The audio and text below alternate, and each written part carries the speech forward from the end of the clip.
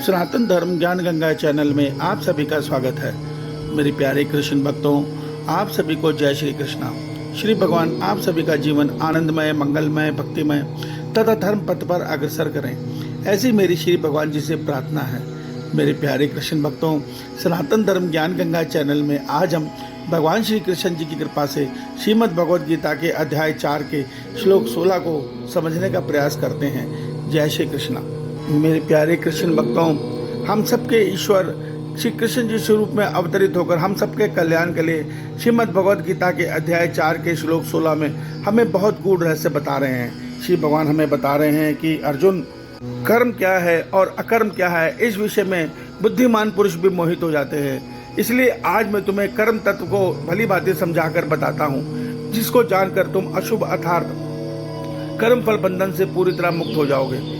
मेरे प्यारे कृष्ण भक्तों, भगवान श्री कृष्ण जी कर्म फल बंधन को यहाँ अशुभ बता रहे हैं और हम रात और दिन अपने किए कर्म के कर्म फल बंधन में बंधते हुए सृष्टि आरंभ से जन्म मरण चक्र में भटक रहे हैं। मेरे प्यारे कृष्ण भक्तों, क्योंकि हम अज्ञानवश कर्म तत्व को नहीं जानते।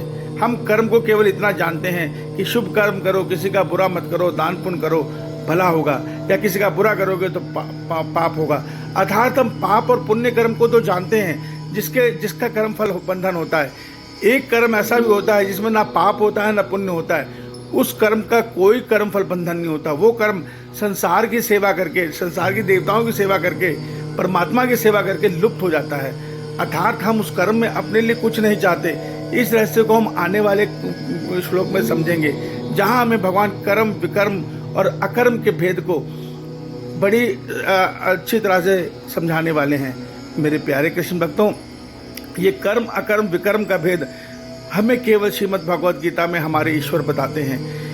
इस रहस्य को आप वेदों में भी नहीं समझेंगे, ना ये वेदों में वर्णित है, ना ये किसी ग्रंथों में वर्णित है।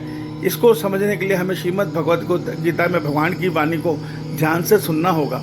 आज हम इस भेद को ना जानने के कारण अपने किए कर्म के कर्म फल बंधन में बंध जाते हैं और जन्म जन्मांतर से जन्म मरण चक्र में भटक रहे हैं। क्योंकि जब कर्म का कर्म फल बंधन बनेगा तो हमें उसको भोगने के लिए एक जन्म भी मिलेगा, और उस जन्म में हम पिछले जन्मों के कर्म फल भोगते हैं और अज्ञानवश आने वाले जन्मों के लिए नए कर्म फल बंधन एकत्र कर लेते हैं, जिसको प्रारब्ध कहा जाता है। तो मेरे प्यारे कृष्ण भक्तों, इसी चक्र को तोड़ने का उपाय भगवान श्री कृष्ण जी हमें बताने जा रहे हैं।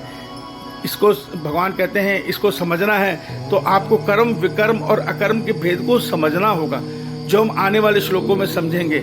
मेरे प्यारे कृष्ण भक्तों, जो मनुष्य कर्म तत्व को जान लेता है, कर्म को अकर्म करना जान लेता है, वो अपने किए संसार में जीवन जीता हुआ अपने किए कर्म के कर्म फल बंधन में कभी नहीं बंधता और आसानी से इस जन्म मरण चक्र को तोड़कर अपने परमात्मा से मिलन कर सकता है। तो इसलिए श्रीमद् भगवद गीता को सुनो, समझो, मनन करो और अन्य भाई बहनों को भी बताओ। इसी में धर्म का प्रचार है, इसी में हमारे सनातन धर्म की महानता है। ईश्वर आप सभी का कल्याण करें। जय श्री कृष्णा, जय श्री कृष्णा, जय श्री कृष्णा।